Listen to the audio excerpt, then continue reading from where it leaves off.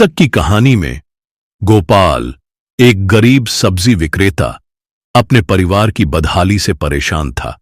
उसकी पत्नी सरला बीमार थी, बेटी जया की स्कूल फीस नहीं भर पा रहा था, रोज मेहनत करके भी पेट भर रोटी नसीब नहीं हो रही थी। एक रात हताशा में गोपाल ने कह दिया था, अब तो किसी शैतान से भी सौदा करना पड़े तो कर लूंगा। और जैसे उसकी यह बात किसी ने सुन ली हो, असली खेल तो अब शुरू होने वाला था।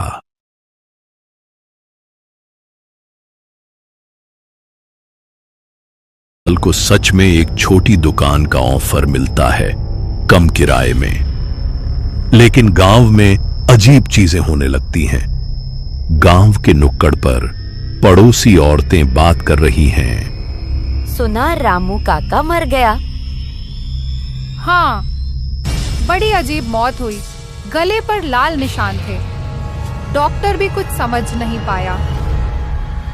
गोपाल यह सुनकर परेशान हो जाता है। फिर एक और घटना। शांता पागल हो गई है, बोलती है कोई उसे देख रहा है, लाल आंखों वाला। गोपाल को धीरे धीरे एहसास होने लगता है कि यह सब उसकी मांगों से जुड़ा है। घर में सरला की हालत फिर खराब होने लगती है। गोपाल, रात में कोई मेरा गला दबाता है, सांस नहीं आती। क्या बोल रही हो? डॉक्टर को दिखाते हैं। डॉक्टर कहता है कुछ नहीं है, लेकिन मुझे लगता है जैसे। जया के कमरे से आवाज आती है, पापा, मेरे खिलौने हवा में उड़ रहे हैं। गोपाल दौड़ कर जाता है। जया के खिलौने सच में हवा में तैर रहे हैं। ये क्या हो रहा है? अचानक उसे बाबा की आवाज याद आती है, जब वक्त आएगा तुझसे ले लिया जाएगा। हे भगवान, मैंने क्या किया है? अगली सुबह गोपाल गांव के बाहर जंगल में तपस्या कर रहे भैरव बाबा के पास जाता है। जंगल में एक छोटा सा आश्रम। भैरव बाबा ध्यान में बैठे हैं। बाबा, मुझसे बहुत बड़ी गलती हो गई है, मुझे बचा लीजिए। क्या हुआ बेटा, इतना परेशान क्यों है? मैंने एक अजनबी बाबा से लाल धागा लिया था, अब अजीब चीजें हो रही हैं। तूने जो धागा लिया वो किसी साधारण बाबा का नहीं था। तो फिर किसका था? पिशाच का। वो भटकती आत्मा है जो लोगों के लालच का फायदा उठाती है। पिशाच? हाँ बेटा, जब तू कुछ मांगता है वो किसी और की जान लेकर तुझे देता है। तेरी खुशी दूसरों के दुख की कीमत पर मिली है। तो रामू काका, शांता, सब मेरी वजह से।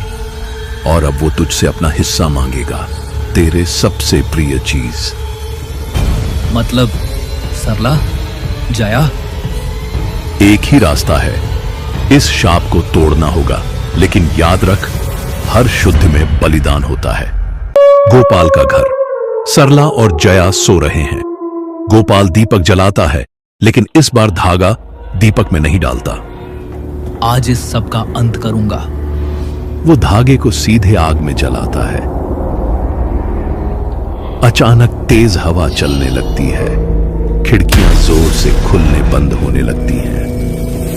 कमरे में एक काली आकृति प्रकट होती है। पिशाच का असली रूप। लाल आंखें, लंबे नाखून, भयानक चेहरा। तूने धोखा किया मुझसे। मैं अपने परिवार को तुझसे नहीं छीनने दूंगा। बहुत देर हो चुकी है, अब तेरे पास कुछ नहीं बचा। पिशाच गोपाल की तरफ बढ़ता है। गोपाल भैरव बाबा से लिया हुआ सुरक्षा कवच निकालता है। सत्यमेव जयते। बुराई पर अच्छाई की जीत। पिशाच चीखता है।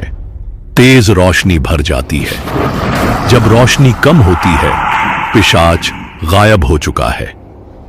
सरला और जया जागते हैं। क्या हुआ?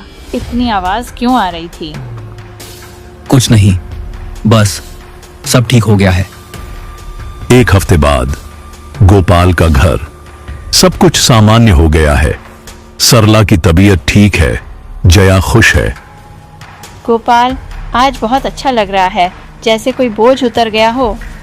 पापा, अब वो डरावने सपने नहीं आते।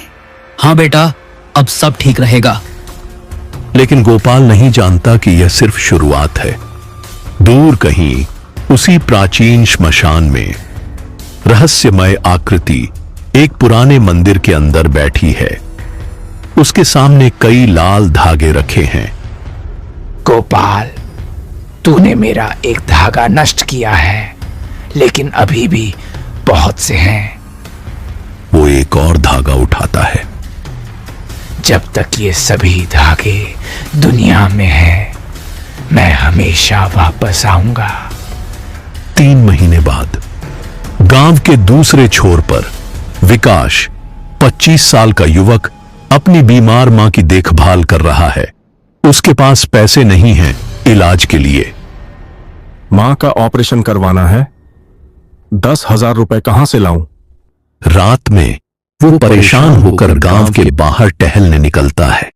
वही टूटा कुआं, वही जगह। अचानक कुएं के पास से आवाज आती है, बेटा इधर आ। विकास रुकता है। वही बाबा प्रकट होता है, लाल आंखें, मुंडमाला। परेशानी है बेटा? जी बाबा, मां बहुत बीमार है, इलाज के पैसे नहीं हैं। ये ले, तेरी सारी परेशानी खत्म हो जाएगी। दूर से गोपाल अपने खेत से लौट रहा है। उसे कुछ आवाजें सुनाई देती हैं। ये आवाज कहीं वो फिर तो नहीं? वो तेजी से कुएं की तरफ दौड़ता है। विकास, रुक जा, उसे कुछ मत लेना। लेकिन बाबा और विकास गायब हो चुके हैं। सिर्फ हवा की सरसराहट बची है। नहीं, फिर शुरू हो गया। विकास के हाथ में लाल धागा चमक रहा है।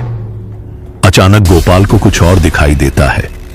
जमीन पर कई और लाल धागे बिखरे हुए हैं। इतने सारे धागे? मतलब ये सिर्फ एक धागा नहीं था।